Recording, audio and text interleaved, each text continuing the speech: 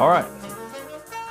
So yes, my name is Matt Brodeur. I'm a certified master inspector, and we'll kind of talk as we go about my qualifications and why it matters what I say about roofs.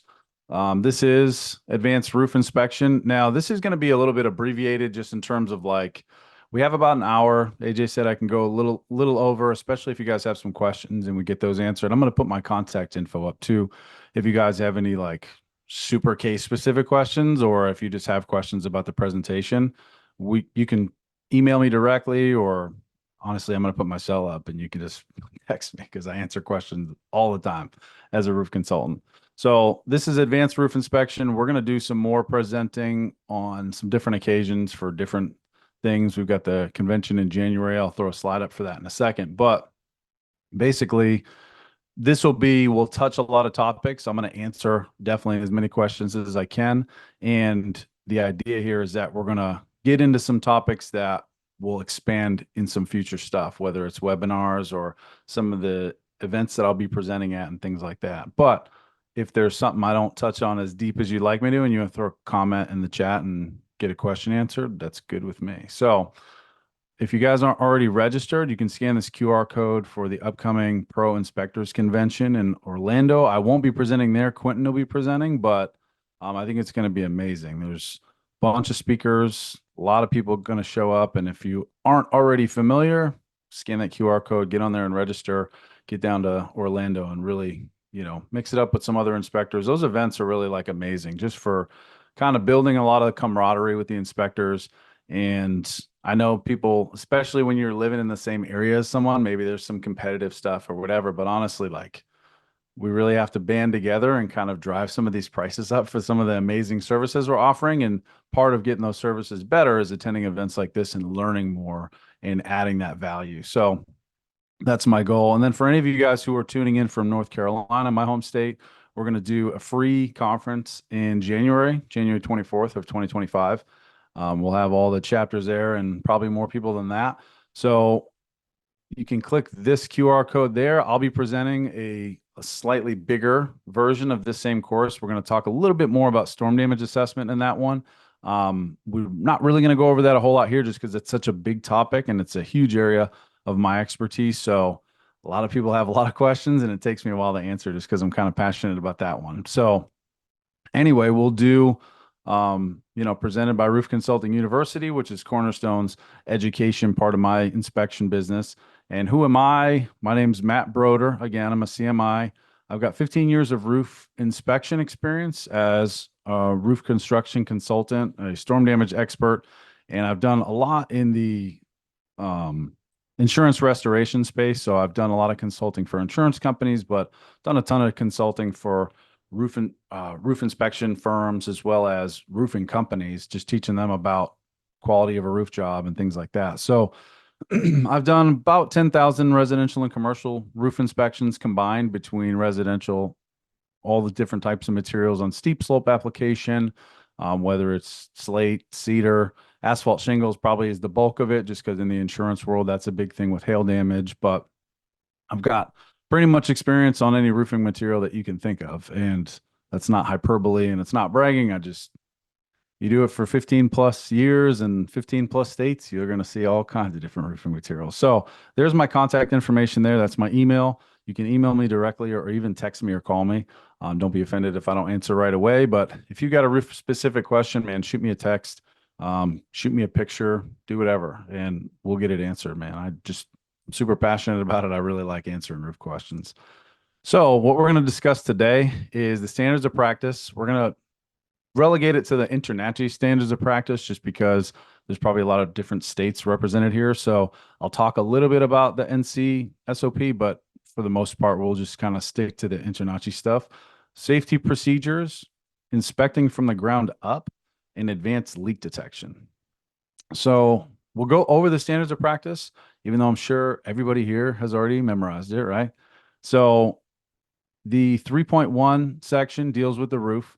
The inspector shall inspect from the ground level or the eaves, the roof covering materials, the gutters, the downspouts, the vents, flashing, skylight, chimney, and other roof penetrations, and the general structure of the roof from the readily accessible panels, doors, or stairs. The inspector shall describe the type of roof covering material, then the inspector shall report as in need of correction observed indications of active roof leaks. Now, I would encourage you, if you haven't already seen in your state's SOP, to look at that inspector shall report as in need of correction. In North Carolina, it's big for me because InterNACHI is very specific and says observed indications of active roof leaks. In North Carolina, they don't say active roof leaks, they just say indications of leaks. And as I'll explain later, there are different types of leaks in the sense that it might be active, or it may have been active, or it might be about to be active. So all those fall again with like E&O insurance and things like that. You're going to be responsible for the standards of practice at least. So, I would definitely encourage you to see what your state says specifically about what you're required to see, what you're required to report on. But we're going to talk about sort of from an overview perspective, the standards of practice in just a second. So here's the longer list of what you're not required to do. You're not required to walk on any roof surface. You're not required to predict the service life expectancy. You're not required to inspect underground diverter drainage pipes. You're not required to remove anything from the roof, including snow, ice, debris. But anytime there's something covering something up, and it's the same as it is in the inside of the house, right? Like if you're doing an inspection in a bedroom and you need to test the receptacles in that bedroom, but there's, a bed blocking one and a couch blocking another, or a life seat or something, you're not required to like move stuff around, right? So it's the same thing on the roof, especially on the roof, because you might uncover something that wasn't leaking before you touched it, and then you touch it and it starts leaking and you're the fall guy. So don't do it if you don't need to. So you're also not required to move insulation. You're not required to inspect any kind of roof attachment. So again, there's roof components and then there's roof attachments. If it's permanently affixed to the roof in terms of being integrated with the roof, we're required to look at it, but you're not required to look at sort of aftermarket attachments, if you will, satellite dishes, lightning arresters, de-icing equipment, stuff like that. So you're not required to walk on any roof areas that appear, in your opinion, to be unsafe, which kind of should go without saying because you're not required to be up there in the first place. So if it's unsafe, you're definitely not required to do it. And you're not required to walk on any roof areas if doing so might, in your opinion, cause damage. So that's really big in Northeast areas where I've done a ton of slate inspections up there. It's kind of a judgment call, but if in your opinion you feel like you're going to cause some damage, you don't have to walk up there. You're not required to perform a water test, warranty or certify the roof, or confirm proper fastening or installation of any roof covering material, because that's usually going to involve some manipulation of the material. And that's just not something you're really required to do. So the thing about the standards of practice, here they are in front of us. This is for InterNACHI. You've got your own in each state that you're in, as long as your state requires a license. But what I want to highlight is just in terms of the view of individual inspectors about the standards of practice, because I hear a lot of people who are very dogmatic about it, especially being a roof specialist. I talk to a lot of people about the roof, even when, way back when I got my actual training, my 80 hours of field training that are required in North Carolina, on the required tools list was a pair of binoculars. And I was like, I legitimately was not trying to be funny. I said, what are they there for? I don't even know what they're there for. And he said, well, that's for the roof inspection. I was like, I'm not going to use them. I'll just get on the roof. And I think I mentioned something about a steep roof, and it was kind of a new concept to me. I knew that home inspectors were not roof specialists, but I didn't know at that time that there wasn't even a requirement that you guys get on the roof, or that we all get on the roof. So as I got into it and started looking and talking with, we had a great meeting a couple of weeks ago up in Raleigh, a chapter meeting, and Ben Gromyko was talking there about the standards of practice in the same light that I'm going to talk about him here, in that the view by most inspectors of the standards of practice is like this. It's a container that keeps you in, keeps you safe, and you're not supposed to step outside of it. In your mind, you're not going to step outside of it. This is a place where you're going to kind of camp out and stay. And I've heard some inspectors argue, and again, I don't really engage in a lot of arguments per se, but I've heard a lot of inspectors tell me that as long as you stick with something like SOP, like as long as you're not getting on the roof, it says you're not required to, so you don't, that's the safest way in terms of E&O insurance, in terms of like any kind of liability. And inspectors, I know we're the targets a lot of people's criticism in terms of like, well, the inspector should have seen this and the inspector should have caught that. And so the bigger distance you go above and beyond SOP in any different category, you're always, in a sense, in some people's perception, exposing yourself to additional liability because you're speaking on more topics than you're technically required to. But what I would suggest is that how we should view the SOP, this yellow box is how we normally view it.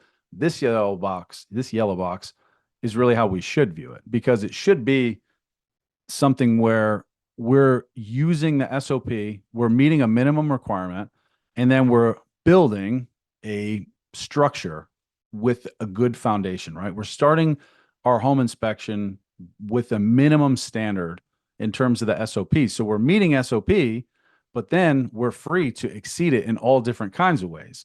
Now, again, InterNACHI's SOP for electrical, for example, it doesn't require that you take the dead front panel cover off. But in North Carolina, you're actually required to. So the SOP is somebody's thought about a minimum standard in terms of like, here's at least what we need. We've got to at least get this. So you've got to at least report on the roof covering material.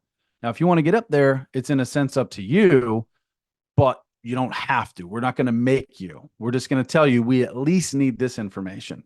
And so another way of looking at it, and the way I like to illustrate it, is essentially think back to school, right? You may still be taking college classes. Maybe you're in some kind of a school, but back when I was in school, I think we actually had a little bit of a higher standard. I think 65 was passing when I was in school. But you can see here, right? Below 60 anywhere. If you got a 59.9 on a test, you failed. So anything 59.9 and below is a huge category of F, right? And then if you get 60 to 70, you got a D, 70 to 80, you got a C, so on and so forth, right? 80 to 90 B, 90 to 100, you got an A. So the reason I'm bringing this up is because this is the way that I view the standards of practice. If you're 0 to 59 points, right? If you have not met SOP, you fail. That's it. Whether it's your state's SOP, whether it's InterNACHI's SOP, and if you don't meet that, you're not fulfilling what you've agreed to in terms of your state licensure has statutes and laws. InterNACHI, if you're certified or if you're a CPI or if you're just like a member, you're agreeing to, I think if you're a member, I know at least if you're a CPI, you guys should all be CPIs. If you're a CPI, you're agreeing to a code of ethics that says you're going to substantially meet the standards of practice within InterNACHI. So doing all that doesn't necessarily get you big credit. It just means you haven't failed. And so once you haven't failed, you move into this other category of a passing grade. And at that point, you have this spectrum of how well did you do? Well, I met SOP. I did all the SOP just like it says. Great. By my estimation, D minus, right? You got a 60. Congratulations. You got a 62. You got a 63, whatever it is. So that doesn't look quite right to me. Now, if it looks right to you and you're just kind of like, goofing like, oh, at least I passed, right? I get it. But in all seriousness, your expectation of yourself is crazy low. If you're only looking to get a passing grade and not excel in any way, and in terms of marketing, in terms of, getting yourself out there, and it's a competitive industry because they're doing all they can to commoditize it. They're making it to where as often as possible, this guy's report's the same as that guy's report's the same as that guy's report. But it's not that way. And I'm a firm believer in excellence.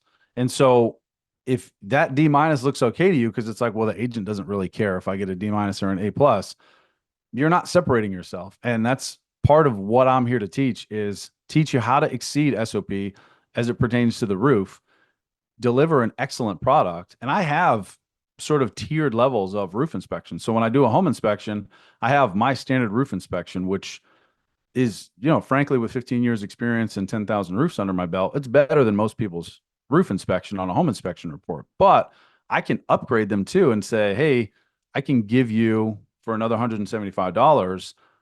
Normally, I would recommend a qualified professional to evaluate some of the things I've identified. But since I am that qualified professional, if you just want to pay me an additional fee, I'll write an exhaustive report and kind of dig into this roof a little bit more, not physically, but, maybe do some storm damage assessment stuff and things like that. So there's other avenues you can go. When you're truly an excellent inspector, people see you as excellent and they'll pay you, they'll compensate you as an expert. And to be honest, I charge a little bit more than the people in my area for even a home inspection, just because of the level of detail that I go in on the roof. So what I'll tell you guys too, and I want to talk about drones just for a second. And if you're sitting here watching and you haven't taken the drone pilot training from InterNACHI, I would take it. It's a great precursor to the FAA's, 107 unmanned aircraft test. It's an awesome course, and drones are super cool.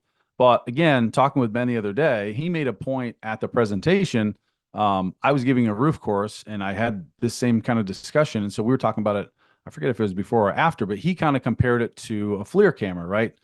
And I agree with him, because essentially what you get with a FLIR camera, or what you get with a drone, or really any piece of tech, you're getting something that's supposed to enhance something that already exists. It's not supposed to give you a tool that you didn't already have. It's supposed to take a tool that you already had as an inspector and make it better. So you should know how to inspect a roof, even if you don't do it very often. And maybe I've met a lot of like older home inspectors, maybe in their 60s, and they're like, dude, I'm not getting on the roof. I'm like, I understand. But the training that I offer and the training that InterNACHI offers on roofs, you should be in there on it all the time. Because if you're like, okay, I'm going to use a drone, you need to know what you're looking at. And because drones are becoming more and more available on the market, right? Like the first drones that came out, they're so expensive. Now, again, this Mavic 3 Pro you're looking at, it's probably $6,000 with all the bells and whistles, like a couple batteries and a controller. But you can get one for less than that, anywhere from my nephew was telling me the other day he bought one for like $150, and I'm sure that it's not good, but between that and 6,000 is a whole spectrum of other drones you can buy. And so now that they're becoming so available, you got to imagine, like, play out the trajectory of that. The agents are no longer going to be okay with people just disclaiming and saying, well, I don't really get on the roof. Well, what can you tell me about it? It's like, well, it's got a 3-tab shingle on it, and it's starting to look a little old. You should call it roofer.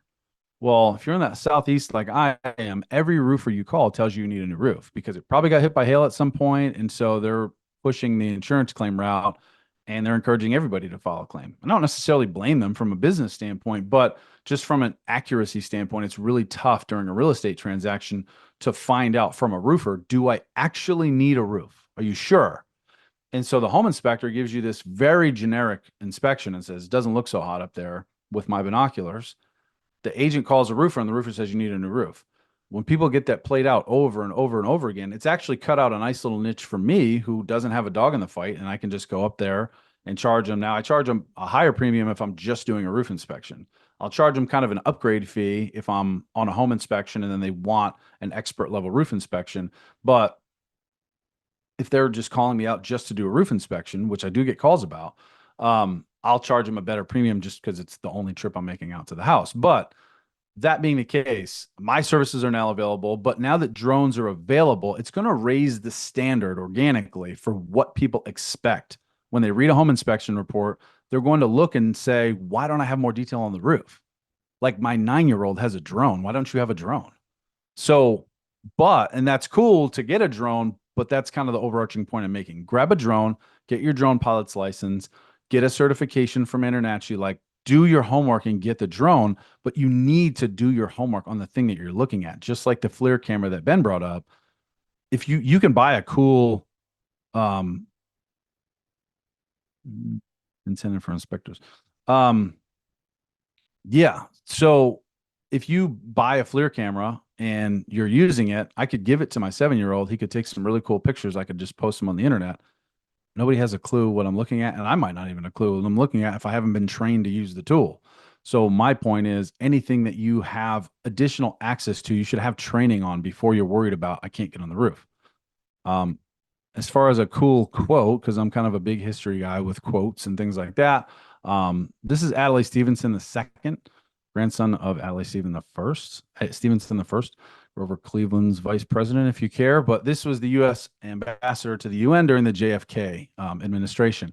And he said very aptly, technology, while adding daily to our physical ease, throws daily another loop of fine wire around our souls. It contributes hugely to our mobility, which we should not confuse or must not confuse with freedom. The extensions of our senses, which we find so fascinating, are not adding to the discrimination of our minds, since we need increasingly to take the reading of a needle on a dial to discover whether we think something is good or bad or right or wrong. So to bring that into today's world, like, because he's probably talking more about advancements in automobile technology and things like that. But even the tech that we're dealing with, which is way beyond anything he could have imagined, we're relying so heavily on tech that we stop growing in terms of increasing our own actual ability, to where if all my tech shut down, I couldn't even perform an inspection. I mean, for all these years, I've done predominantly inspections with a digital camera and just writing my own reports. Now I'm moving over uh to Spectora and things like that, and I actually have a really nice roof template just by itself on Spectora. So I love the Spectora software. It's fantastic. And I'm sure there's all kinds of other softwares that we won't talk about here today, but at the end of the day, if I didn't know how to do it any way else, like what if my phone dies? And I get that that's on me. I've got to keep my phone charged, but again, I won't belabor the point. Technology is not a crutch, or it's not a wheelchair. It's sort of a crutch, right? We should be able to do our job without the tech. Then the tech is in its proper place in terms of purpose. It just helps you do something better that you already do well. So we've discussed the standards of practice and beaten my point to death. So we'll go on to the next one. Safety procedures. So this is now pertaining specifically to roof inspections. Safety procedures. The most important part of any roof inspection is safety. And giving a presentation for InterNACHI, of course, you think, well, yeah, of course he's going to say that. But no, sincerely, roofs are dangerous. They're the highest. Now, in construction, the statistics are a bit convoluted because it's one of the more deadly things you can do. So, of course, more people are going to die in falls and things like that because it's the most deadly thing that happens. But that is sort of perennially a big issue. Falls, lack of fall protection, and ladders. Huge issue safety wise. And I've been on 10,000 of them. I fell once, to be honest with you. I wish I didn't have that black eye on my record, but it was about a decade ago. I wasn't married just yet. And that was probably the chief issue, was I didn't have anybody to answer to when it came to my safety. I just didn't really, and I was actually training a guy, to my shame, and the gutter line was about 7 feet off the ground. I didn't think it was a big deal. They're organic shingles up in New Hampshire, and I didn't feel like moving my ladder. So I kind of made a choice that I was just going to do something risky, be figuring if I fall 7 feet, I fall 7 feet. And that is what happened. Shingle broke off under my foot. I went off about 7 feet. I hit the dust. I brushed myself off, and it was a bruised ego, but no other actual injuries. So I was, blessed by some accounts, but again, it was like kind of in my mind a low risk. But from that day till now, I haven't fallen off another single roof, and I've been on thousands, like thousands. And usually the roofs I get on are the worst ones. They're all the ones that nobody else wants to get on. So they call me, and I go walk on ridiculous roofs all the time. And I don't fall. And it's not because I just am the luckiest guy in the world, but OSHA says choice or chance. They have a YouTube video called Construction Safety Choice or Chance. And I wholeheartedly agree with the video's idea. Is basically you can make decisions when you're performing a certain task. You can decide that you're going to be safe, or you can just kind of take it as a chance and say, well, I can't tell you how many times I've had someone say to me, oh man, you walk roofs for a living. It's not if, it's when. Am I right? Like, you're going to go off of one. I'm like, no, that's not really what I get paid to do. I'm going to stay up there. And I get it. There's been some people that have been unlucky up on roofs, but I consciously, and I've trained, I don't know how many triple digits of other inspectors. I was the training supervisor for a big firm out of the Charlotte area. And I trained guys in all types of states, like every state east of the Mississippi River. There's been someone I've inspected for, and I've even guys up in Minnesota and things like that. So I was the guy who needed to tell people how to be safe. And those guys don't fall off either. So it must be something I'm doing right. But again, I'm making a conscious decision. I'm being proactive instead of reactive, which I'm sure you've heard that terminology before. But you've got to make a plan. And we'll talk about that here in just a second. One big aspect of it is something I've always told people: if you don't feel safe, you're probably not safe. Now, don't take that and flip it and say, if I do feel safe, that means I am safe. That's not true. Just read it like it is. If you don't feel safe, you're probably not safe. There's probably a good reason that you're not feeling safe. So Let's talk about ladder safety and we'll talk about roof navigation safety. So, like we said, perennially, you've got in the top three ladders. Now, fall protection is another big construction safety issue, but there was actually a scenario. I was 23 at the time, and I knew a guy who fell off. And OSHA started to look, at least in our area. I don't know if this is true everywhere. I can't give you the exact timeline, but what I can tell you in terms of what OSHA thinks about an inspector being on a roof, it would take equal or more time to set up a fall protection system than it would like an OSHA approved fall protection system for performing work on a roof. It would take more time to do that and repair the fallout from lag bolting something into a roof than it would to just inspect the roof. So we're clear in terms of fall protection. You don't technically need a harness. You're smart to use any fall protection that's available to you, and there's some I'm going to recommend, but you don't need that in terms of OSHA being concerned with you being on a roof. However, ladder safety is a huge one. So let's talk about ladder safety. So what I'll tell you in terms of process is while you're doing whatever walk around inspection you're doing, if it's part of your exterior inspection, or even if this is a roof only inspection that I'm performing, I always start on the ground and I'm looking around. And while I'm doing that, I'm going to select my ladder setup location. Now, you want flat surface and you want good roof access. So you want a flat surface for the feet of the ladder, but you also want to plan ahead and say, I'm going to set up kind of close to a valley, right? Or something like a hip bridge or something where, so again, plan out your attack, so to speak, while you're doing your walk around. Then ensure your ladder spacing from the structure is appropriate for the height of the roof access. OSHA's got their 1-to-4 rule, which is 1 foot away for every 4 feet up. So use that rule. If yeah, I'm not expecting that you're going to pull out a tape measure and measure your roof access every time, but it's a general rule. Some ladders actually have levels on them so you can tell whether or not there's an appropriate slope for the ladder. So you can look into that. Ensure your ladder is at least 3 feet above the edge of your access point. Now, OSHA and I have notoriously, or historically rather, not agreed about this because I don't like the idea of walking around my ladder to get up. 3 feet's a lot. I don't mind 2 feet, or from someone like myself, maybe even less, but they do have extensions for the ladder that come up, like these side rails that go up the side. And so you can actually attach those to the top of the ladder rails, and they don't have rungs in the middle of them. So you can use them to meet that requirement of being 3 feet up over the gutter, but you can kind of just step right through. So maintain 3 points of contact while navigating the ladder, and tie off your ladder whenever possible. These OSHA quick cards are available on their website. If it's something that you feel like you need a refresher on, then you should do that. So we're going to get into roof navigation safety. And this is where we talk about these fall protection things that a lot of people in my industry use it every day. My industry, meaning the roof inspection industry or the roof consulting industry. I'm also a licensed home inspector, so that's my industry too. But anyway, the roof navigation equipment that I most commonly use is those boots up on top. I don't know if you've heard of them or not, but they're called Cougar Paws, and they have soft rubber on the bottom of them, and they get you pretty much anywhere you need to go for the most part. Again, they don't substitute knowledge, just like any piece of equipment, but those are probably the one key that I would say, even if you're just walking a 612, those boots definitely make it more comfortable. And then you've got a few other things you can, look these up on Google or anything like that, but the goat hook's pretty popular. That Ridge Pro on the lower left, that's a super popular system, and I really, really like it and would recommend it. And then a good old-fashioned cushion is my favorite thing, but they've kind of upgraded that now in life, and somebody manufactured these pitch hoppers, which is the product in the middle.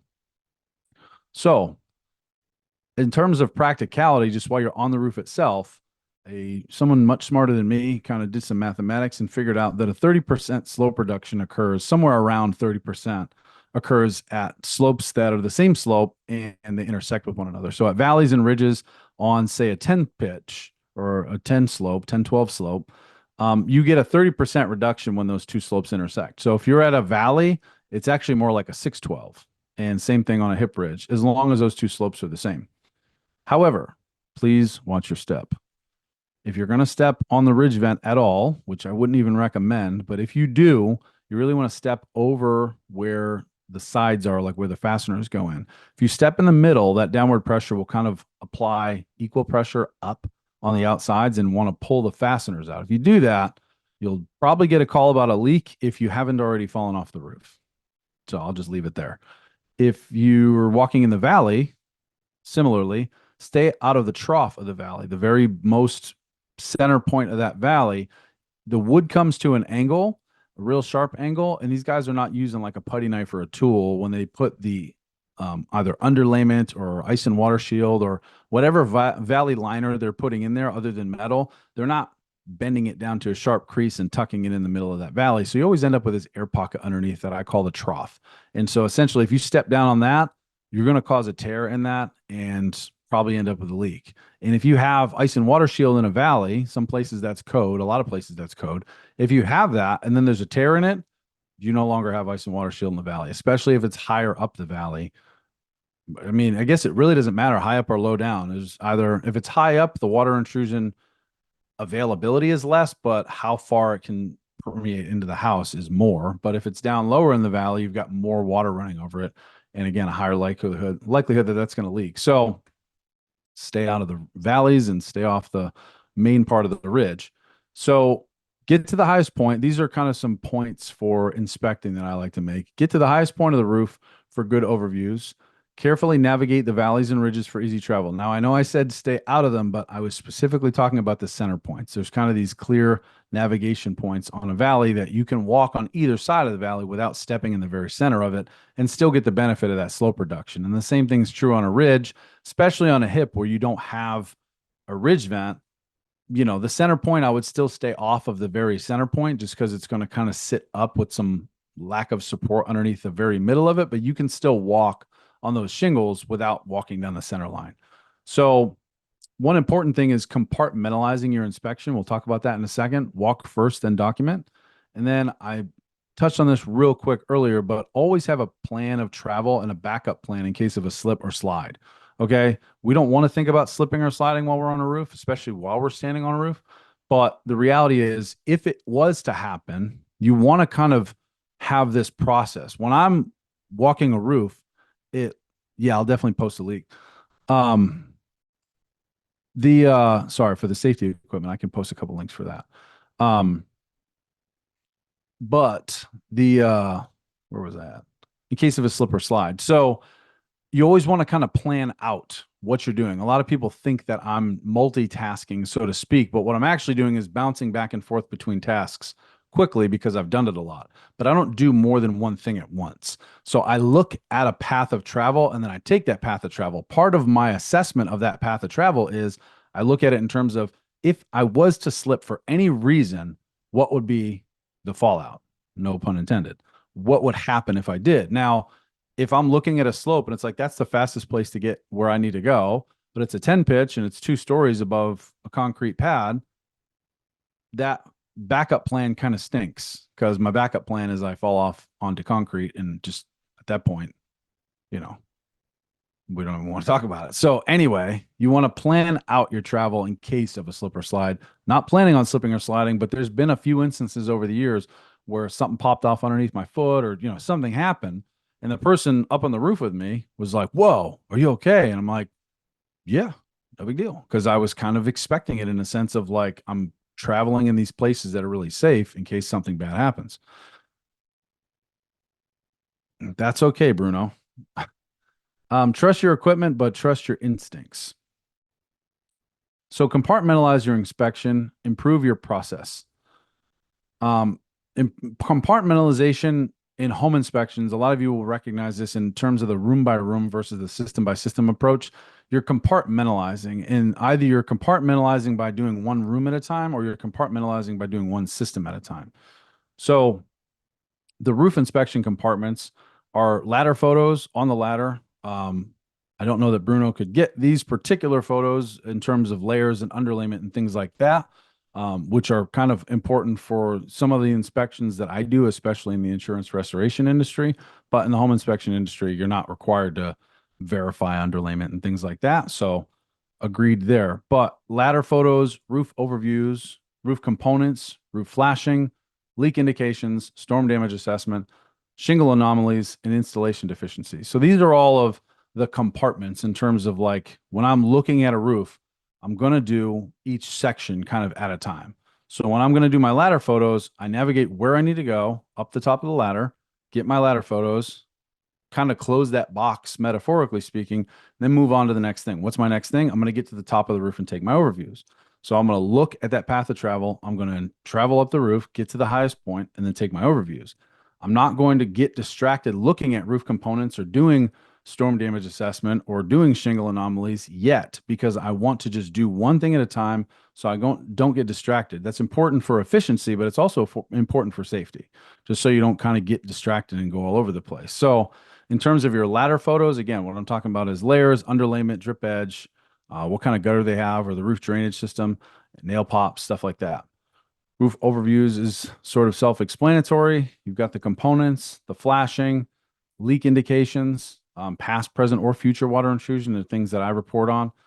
Storm damage assessment, hail damage, wind damage, shingle anomalies, the different things that can be happening to a shingle, like blisters or just, pattern granule loss that shouldn't be there, or asphalt coating defects and things like that. And then installation deficiencies, which you don't necessarily have to manipulate the material to determine whether or not the nailing is improper. So I'll still report on improper nailing, even if I'm not picking the shingles up to see that. If I see a lot of slippage and things like that, a lot of times that's a result of high nailing.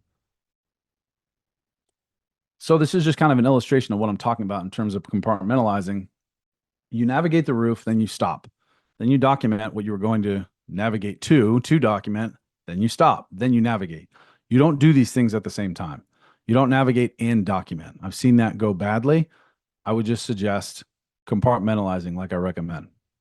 So back to the navigation safety, compartmentalize, have a plan of travel, trust your equipment, but trust your instincts. Again, if you don't feel safe, you're probably not safe. So inspecting from the ground up. Every roof inspection starts on the ground, regardless of the purpose of it. It starts on the ground. Even if you're planning on getting up there, or if you're saying, hey, I'm just going to use a drone, it starts on the ground. So there's some things that you can see on the ground pretty easily without having to access the roof. You can identify what your best roof access point would be, what the roof covering material is, what the drainage system is comprised of, what, any kind of trim that's displaced or dislodged or damaged, or, that really anything that's permanently affixed to the house. If it's damaged or displaced, you can tell from just giving a good walk around inspection. Exposed fiberglass, you can kind of see the sun reflecting off of it, and that really only happens with age or a really bad defect, an asphalt coating defect. And then fastener extrusions. Fastener extrusions or nail pops, we'll kind of show some pictures of that in a little bit.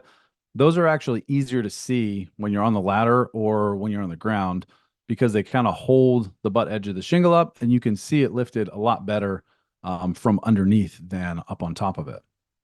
So these are pretty neat little tools. I don't know how many of you have ever seen them.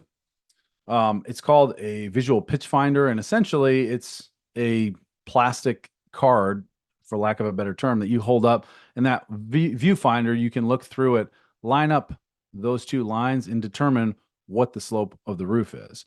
So again, this isn't 100% accurate, but you at least get you in the neighborhood of what kind of a roof you're looking at in terms of steepness. And so this roof, you're probably going to need more than just proper footwear. So let's talk quick about some roof covering materials, identifying roof covering materials. And that is part of the InterNACHI standards of practice, right? The inspector shall describe the type of roof covering material. What I would say as a tip is avoid using the terms commercial roofing and residential roofing. Those are really misnomers. It's not the correct terminology. So a lot of times when people says residential roofing material or they say commercial roofing material, they're really referring to, like, if they say commercial roofing, it's usually some kind of a flat single ply membrane or something like that. But these are residential roofs that have these, what some people will call commercial roofing materials applied to them. And these are commercial roofs that have shingles applied to them, which is, again, traditionally when people are using that terminology, they're talking about shingles when they say residential roofing. The correct terminology is steep slope roofing materials and low slope roofing materials. So some common steep slope roofing materials are asphalt composition shingles, metal, tile, and composite. Those terms are kind of intentionally vague. They leave out some things, but we'll talk about those in another class. Low slope, built up roof, TPO, which is thermoplastic polyolefin, EPDM, PVC, modified bitumen, and roll roofing. Now, if you're on something like one of those residential roofs that we just looked at and it has some of this material, if it's TPO and PVC, it's very difficult to tell the difference. It's a white single ply membrane, and it is, you can go to the pipe boots and there are some tricks in terms of figuring out what type of material you're looking at. But if you don't want to go crazy with it, you can call them single ply membrane and be right and move on with your life. You can't say that about a built up roof because that's 4 layers. They used to do some 2-layer ones, but they stopped that in like the 80s. So if it's a built up roof, it's going to be at least 4 layers. And if it's modified bitumen, it's going to have a base sheet and a cap sheet. So roll roofing, PVC, EPDM, and TPO, you can just get away with calling it a single ply membrane. So for all of you who don't know the difference, this is a 3-tab asphalt composition shingle, measures about 3 feet. It's got 3 tabs, which is why they call it a 3-tab, and they're all 12 inches wide. Pretty straightforward. Then you've got laminated composition shingles. Now here's where I wanted to make the point. I call them laminate or laminated because it refers to the manufacturing process, whereas a lot of people say architectural or dimensional. That's fine. There's nothing wrong with that term in the sense that it's not wrong, but just because a shingle is a 3-tab shingle doesn't mean it can't be architectural or dimensional, but it's not laminated. So if you're in the Southeast, you've probably heard of these already, Atlas Chalet shingles or Certainteed Horizon shingles. There's a long list of shingles that have been discontinued. So you can send in a sample to a lab like ITEL or NTS if you want to get a shingle tested for any reason, but these shingles are pretty easy to recognize because they have what's called an applique layer on them. It's a layer of asphalt and granules that was applied over an existing really stout 25-year shingle. So if you understand how shingles are made, the 3 main components being the granule surface layer, the asphalt coating, and the fiberglass reinforcement mat, then you understand that if I only apply asphalt and granules, I'm missing a key component, which is a fiberglass reinforcement mat, or really any kind of reinforcement mat. And when they made these shingles, they were defective and they shed granules really, really badly, and they blistered up really, really badly in these applique layers. So if you see this, you can kind of tell which shingle these are, because if you look at those 4 photos on the left, you can see that the field areas of the shingles are really well intact, but the applique layers are breaking down really, really badly. So roof drainage systems, again, InterNACHI standards of practice says you shall inspect from the ground level or the eaves, the gutters, and the downspouts. And again, by my terminology and the SOP in North Carolina, it's just called the roof drainage system. So some things you're going to report on: the size, type, and defects, right? So you have various sizes, a few different types, and some defects. So I don't know about your state. My state's really big on this DDID thing, where it comes to describe, determine.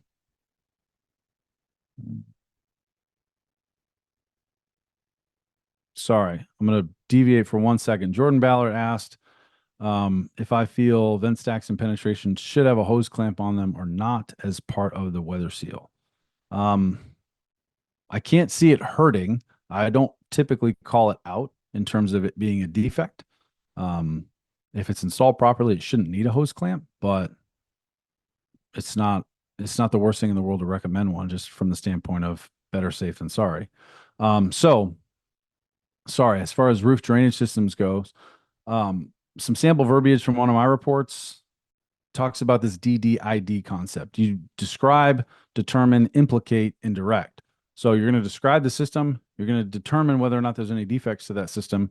You're going to outline the implication of that defect, and then you will direct on what you think the path of travel should be in terms of how do they go about correcting this. So the roof drainage system was comprised of 5-inch seamless aluminum gutters and 3-inch by 4-inch aluminum downspouts. The slope of several gutters appeared to be inadequate or otherwise improper, as evidenced by the standing water identified in those areas of the gutter system. Improperly draining gutters can overflow in the event of heavy precipitation, which can lead to rotted trim, sheathing, and/or framing members, in addition to potential erosion of the soil beneath and/or water intrusion at the foundation. The proper gutter slope is typically a 1/4 inch to 1/2 inch for every 10 linear feet of gutter. The exact slope may vary depending on the home's roof slope, gutter design, and climate. Downspout terminations appear to terminate an adequate distance from the base of the structure, allowing for proper drainage once the water is allowed to reach the downspouts. Recommend a qualified gutter professional for further evaluation of the system and correction of the improperly sloped gutters. So again, This is just an example of what you're going to be identifying and how you're going to be describing it in terms of roof drainage. So here's a different material: aluminum, copper, steel, and vinyl. Case style, straight face, half round, quarter round, and seamless box in terms of profiles. And there's more. This is not an exhaustive list by any stretch, but these are just some good examples. And then sizes, again, I put 5, 6, and 7, but really you can have all kinds of different sizes, especially in commercial inspections. This would be your most common residential material, is a 5 or 6 inch aluminum case style gutter. Um, and in terms of sizing it up, this is the way you're going to go about doing that. Is I carry a pretty small tape measure with me. I don't need a 35 footer. If I'm measuring roofs, I will use a 35-foot tape measure because it's faster. But my little tape measure gets me everywhere I need to go in terms of the exterior of the home. So 3 inch by 4 inch, you can see there, you're going to basically, for the gutter, just shoot the tape into the back of the gutter, pull it out to that front lip. And be careful if the gutter's sagging for any reason. You could potentially overshoot the back of that gutter if it's hung real low and it's kind of sagging down. You might read a 6.5 inch gutter on a 5 inch if it's like kind of sagging really badly. So, in terms of sizing up a round downspout, since we already know how to do the rectangular ones, you can either take a standard tape measure and eyeball it, which is fine. And again, especially if you're really good at it, then it shouldn't be too much of a problem. But there is a way, if you're newer and you're not sure, if you want to carry a soft tape measure with you, it shouldn't take up a whole lot of space in your tool belt. And you can wrap it around the full circumference of the downspout, and you can divide that by 3.14 or so, and you'll get the diameter of that. If you care to size things up, again, not required. So, a couple different types of material in terms of roof drainage. We've got aluminum, seamed versus seamless on aluminum. If you see those little couplings, then you know you're looking at like a seamed store-bought gutter as opposed to a seamless gutter that they can make an endless run. I mean, I've seen 100-foot runs, I've seen 40, 50-foot runs. They're very common, 80-foot runs, because they come out of a profiling machine off of a coil, and you can get it as long as you want.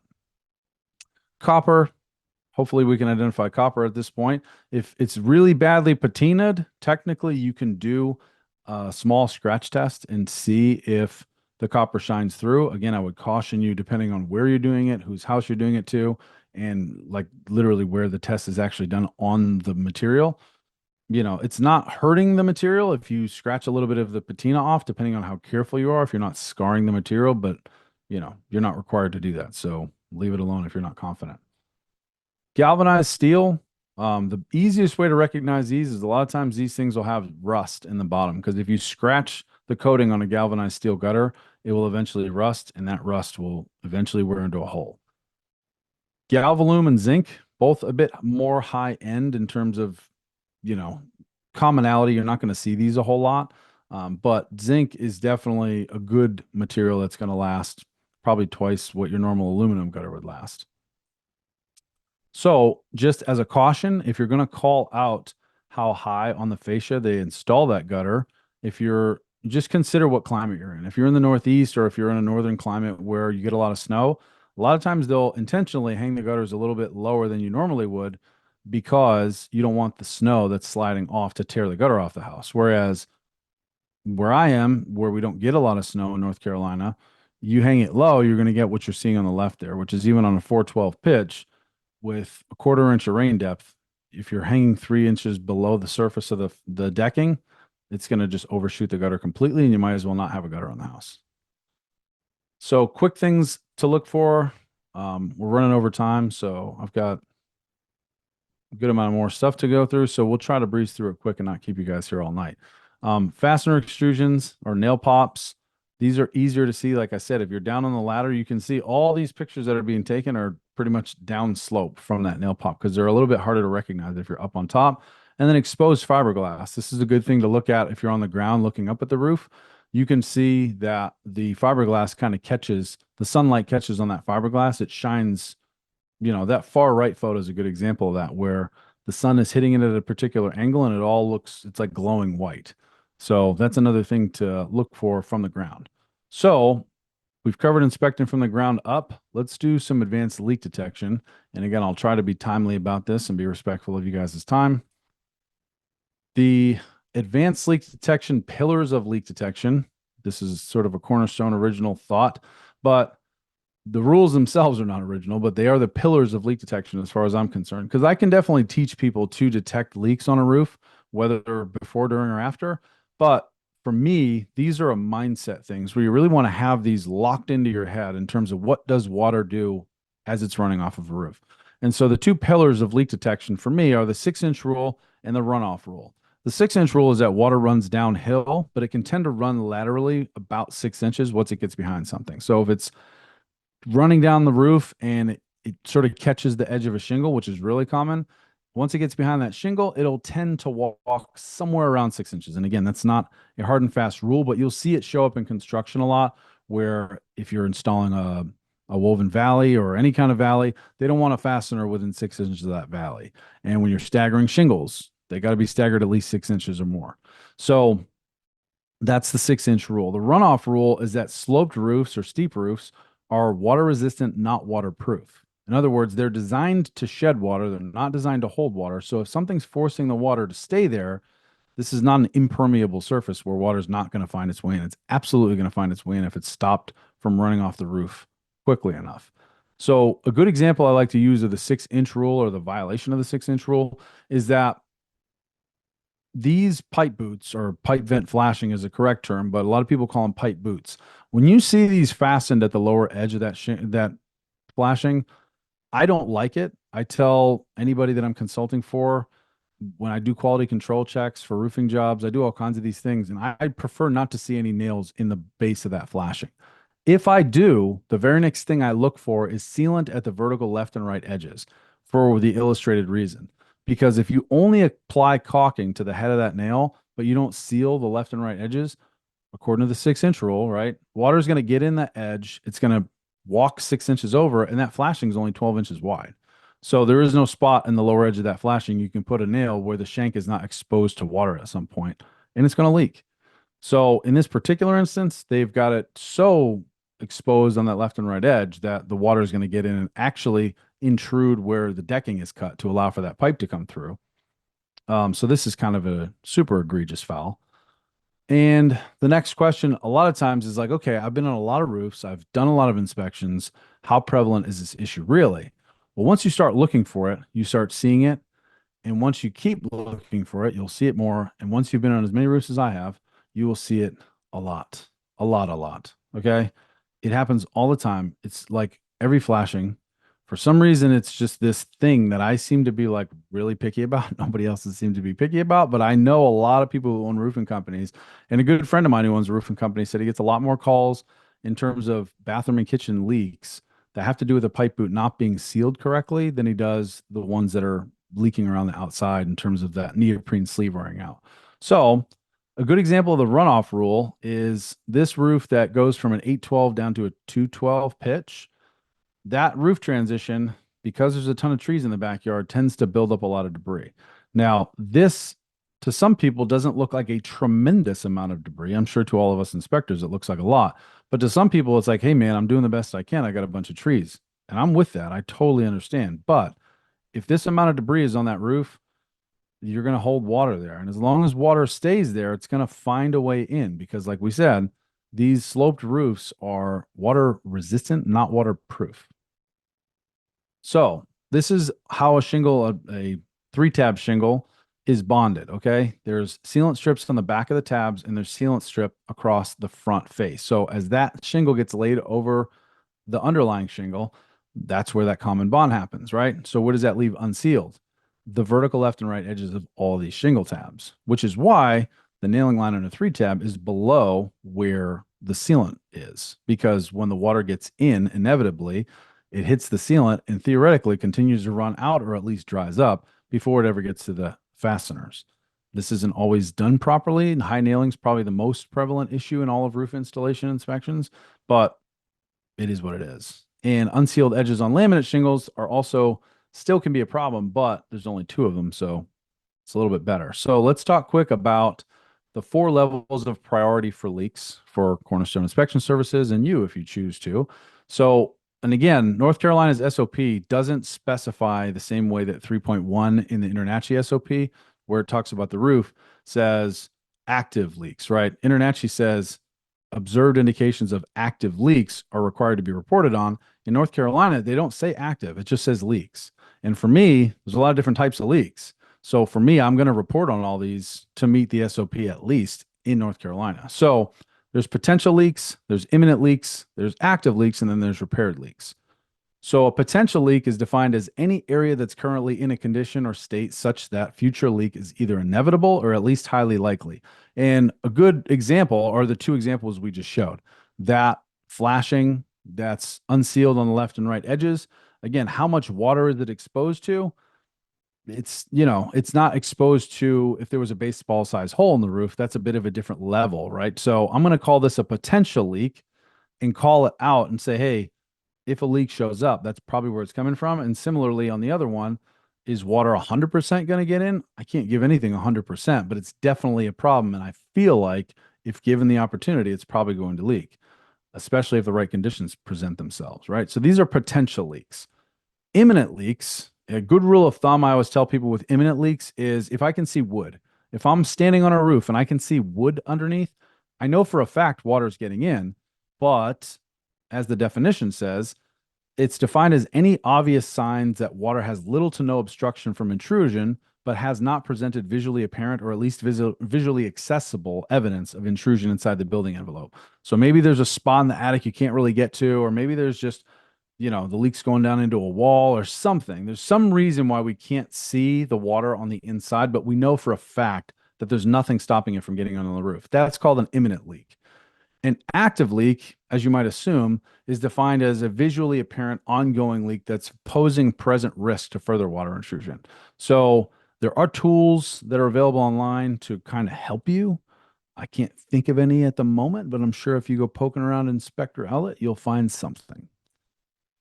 Repaired leaks. As the name suggests, a repaired leak is defined as an area that was either active or an imminent leak, and some visually apparent measure has been taken to mitigate further water intrusion. So in other words, maybe it was actively leaking at some point, maybe it wasn't. Maybe somebody was on the roof and said, wow, this is a real problem here, you got to fix this.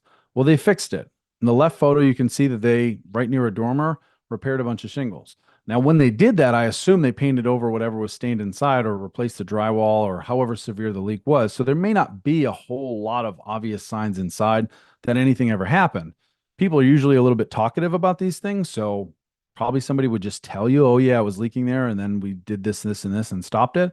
That's a great repair. The one on the right, it looks like coal tar. In my mind, I like to imagine somebody up there with 50 cans of Flex Seal, but I think it's just coal tar. But that's not a good repair, but I imagine that that chimney flashing was leaking. And then if you look over further to the right, that's not EPDM over there. That's more of that same tar being applied to the surface of the shingle. So that brings me to my last point. Repaired leaks are not all equal. Some of them are permanent and some of them are transient. So the transient repairs are the ones that are not built to last. Okay, permanent repairs, like you can see here on the left, that's actually a good sign that a homeowner has been doing what they can to maintain their home. So not all repairs are bad to see. Yes, there may have been a leak at some point, but if you see a permanent repair that was done really well, like this one on the left, it's almost hard to see because they did a fairly good job matching the shingles. But if you look in that inset photo, you can see the red outlines of all the shingles that were newer than the old ones. So clearly at this junction of the roof, they had a bunch of water building up, which is very common in these areas of the roof, and it was leaking in. So they added a downspout extender to that area and repaired all the shingles in a permanent way. So that's fantastic. That's a good thing to see. On the right, I'm assuming they weren't planning to leave it this way, but this is a material that's ice and water shield that's designed to go under the shingles. It's not designed to be applied to the surface. I see it applied by roofers a lot as like a temporary tarp type situation. But again, this wasn't a pre-sale inspection, so I think they were truly trying to just in a temporary way mitigate any further water intrusion. But if I was to see this on a home and nobody was to mention it to me, this is where the garage leak was coming. There was a bad active leak in the garage. And this is not an adequate way of repairing that. Now, again, I think the intention of this was to just stop it for a little while, but that is truly, by definition, a transient repair. That is a repair that's not going to last. And if you see that on a roof that you're inspecting, obviously, if it's a pre-sale, call that out and say, look, people do have a tendency to try to put a little lipstick and a Band-Aid on a house that they're about to sell. If somebody did this before they sell the house, I mean, this thing is going to leak a month after the person purchases the home. So this is a transient repair. So that's about all I have for you guys today. I know we went over time. Thank you so much for tuning in. I saw that somebody was asking about links to the safety equipment. Please email me if you don't mind, and I'll send you an exhaustive list, really anything that you want. Send me whatever you got. So shoot me an email, call me on my cell phone, you can give me a text or whatever. I really don't mind you guys reaching out to me. If there's any questions at all, just generally speaking, especially if it has to do with this presentation, but just general questions, I'm always up for. So great job, guys. Thank you for being here. I really appreciate it.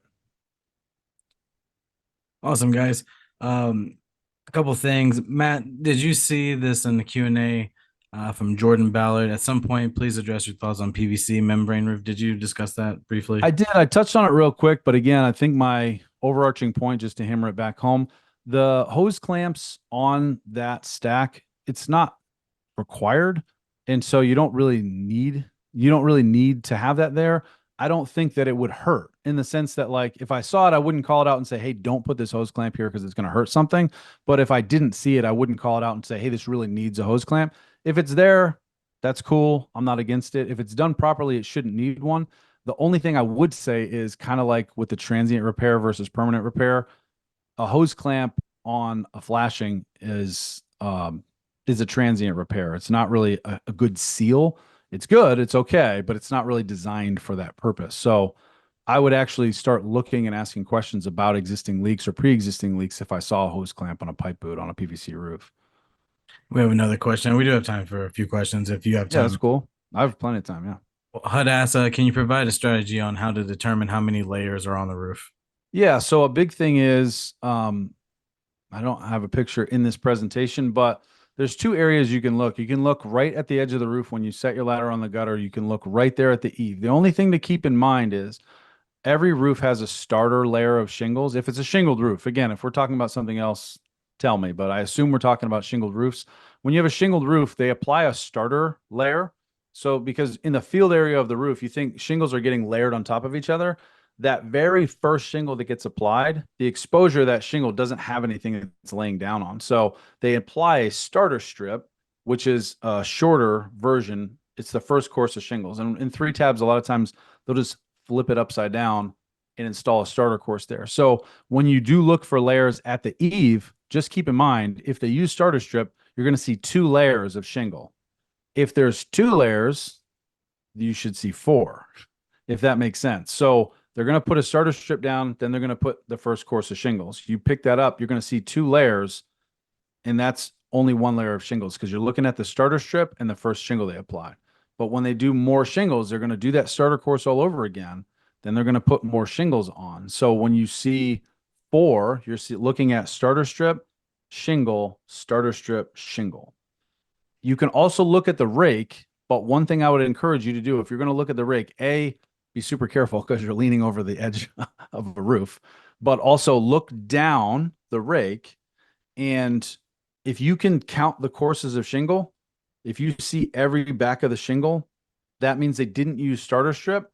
That's actually a really easy place to pick up and see, does it look like I just have a bunch of shingles here, or does it look like the starter strip runs parallel to the rake? So they run that down and then they put the shingles across. So you'll see, again, at the rake, 2 layers if they use starter. And a good way of figuring out if they use starter is if you can't count the shingle courses and all you see is a flat run going down the underside of the rake edge, that's probably the starter strip.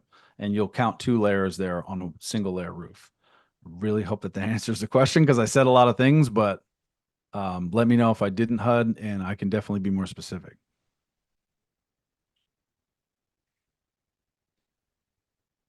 Stephen also asked, in the latter slides where the permanent versus transit roof repairs were discussed, shouldn't the permanent repair flexible pipe?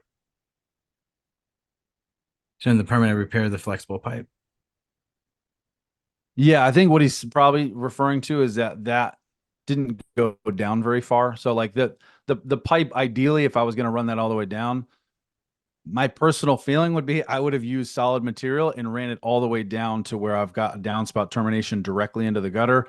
So yes, it is definitely not a good thing to ever have a downspout terminating directly onto a roof.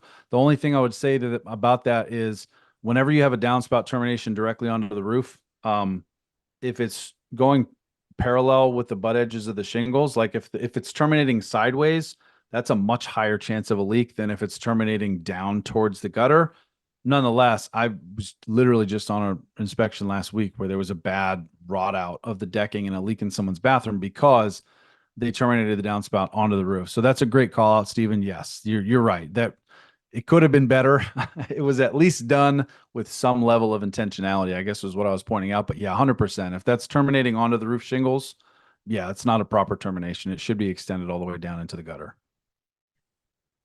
Awesome. Well, I'll leave it open for a couple more minutes for questions. There's one more right there. I just want to remind everyone just to visit nachi.org/webinars and check out what we have going on. And remember that each hour of webinar that you guys watch, you do get one CE cred for that, and you just manually put that in. With that said, Carl Moore asked, with so many different types of roofing material, how should a new inspector report what type of material it is if you simply do not know? I was told to never guess. Yeah, 100%. So one thing that I would do is take my training courses. In all seriousness, first of all, Carl, reach out to me anytime you want. And good to see you in here. Thanks for joining. But also, the how many different types of roofing material is so extensive, and it can be a bit daunting and a bit overwhelming. But really, it all boils down to: is it an asphalt shingle? Is it metal? Is it tile of any kind, whether that's slate or clay or anything like that? Because now they've got a lot of composites that look a heck of a lot like clay. Some of them look a heck of a lot like slate or clay or even wood shake, right? So there is a lot of deception going on because that's the goal. I want the most expensive material look with a cheaper material. So there are a lot of like sort of fakes, but really what it boils down to is, am I looking at some kind of a composite? And you can put that in its own kind of bucket. You can be specific without being specific in the sense that you can describe what general category the material falls into without saying, I know that this is, a GAF Timberline HDZ, right? Like you can look at an asphalt shingle and even just by picking up on it, feeling it in your hand, looking at the granules on the surface of it, it's an asphalt composition shingle. That's a very technical term and it sounds good in a report, but it's not very descriptive in terms of, is it a 3-tab? Is it a laminate? Is it designer? Is it high end? Did you put a shingle gauge on it? You don't have to say any of that stuff. You would just say the asphalt composition shingles, appeared to be deteriorating at the edges, or, whatever thing you're going to call out or not call out. You should at least be able to tell if it's an asphalt shingle or if it's something else, right? And then when it goes into the something else category, determine whether or not it's a tile by how wide it is, right? I always tell people measure everything. So, like, if you don't know what something is, if you don't know what a piece of siding is, if you don't know what a piece of roofing is, try to pull any measurements you can see on it. Find out what the exposure is on it. And a lot of times, if you get a few measurements on it, especially if it's me, if you reach out to me directly, but even in Google, you can usually say like, hey, I saw this material. It's got a 5-inch exposure. And the InterNACHI inspectors are actually pretty helpful in the forums too. There's a lot of like questions that get rifled in there. And just like it was today in here, like guys are never shy about like calling out like, hey man. So that's another thing too. Take a picture of it and send it in the forums or something like that and say, hey, does anybody know what this is? And I promise you, the CMIs, the CPIs, even just the regular old InterNACHI certified guys, everybody's willing to chime in and say, oh, I know what that is. And if you send it to me, I might even have some documentation on it for you. And I see HUD's got another question. Carl, does that answer your question? Hit me with a Y or something while I look at HUD's question. So HUD asks, determining the life expectancy. Nice. That's awesome, Carl. Determining the life expectancy of a particular roof, would you consider that to be going beyond SOP? Yes, absolutely. You're not required by SOP to determine service life, to estimate service life, or anything like that. So if you're going to, determining is a heavy word because you're saying, I get what you mean, but I would say I would never quote unquote determine the life expectancy of a particular roof.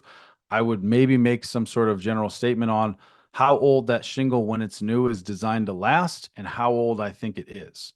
One key there is looking at the pipe boots is a great indication. Sometimes the people know, but a lot of times, like I've talked to the husband and he's like, I think we got that done like, oh, it must have been 5 years ago. And then the wife is like, no, absolutely not. I have the receipt. It was 13 years ago. And he's like, oh, okay. So that's not always reliable, but looking at it from the standpoint of, and this is one thing I've always done, I've told people how old I think their roof is. And you kind of leave them with the 2 plus 2. You don't ever give them the 4. You say, hey, look, you've got a 30 to 35-year shingle on your roof. It looks, in terms of its condition, to be about 15 to 18 years old. What does that mean? If it's a 30-year roof and it's 18 years old, it could mean it has 12 years left on it. But you're not saying that. You're just saying, hey, look, this is how old it's supposed to be able to get to. And here's how old I think it is. The rest I'll leave up to you. So then the people might get irritated and say, well, does that mean I have 12 years left? That's when you can tell you, like, I don't have a clue. Like, if you get a bad hailstorm or windstorm tomorrow, your roof could be total failure. Um, I don't know if I hope that answers your question, but yeah, I would say it's definitely going beyond SOP to predict the service life expectancy. And I wouldn't make such a thing as a prediction personally. I would speak to it in the terms I just said, not to continue to repeat myself, but just in case anybody didn't catch that. This is the type of material it is. This is how long that type of material typically lasts. Here's how long it looks like that material has been on your roof based on its condition. And granule loss on an asphalt shingle is really your biggest measure for like how old is the roof? If the granule shed's like over 90%, it's very close to the end of its expected service life.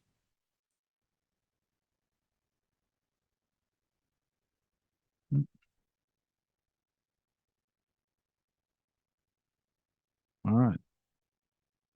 See one more question. I don't know if it's super specific. I like that, Joshua.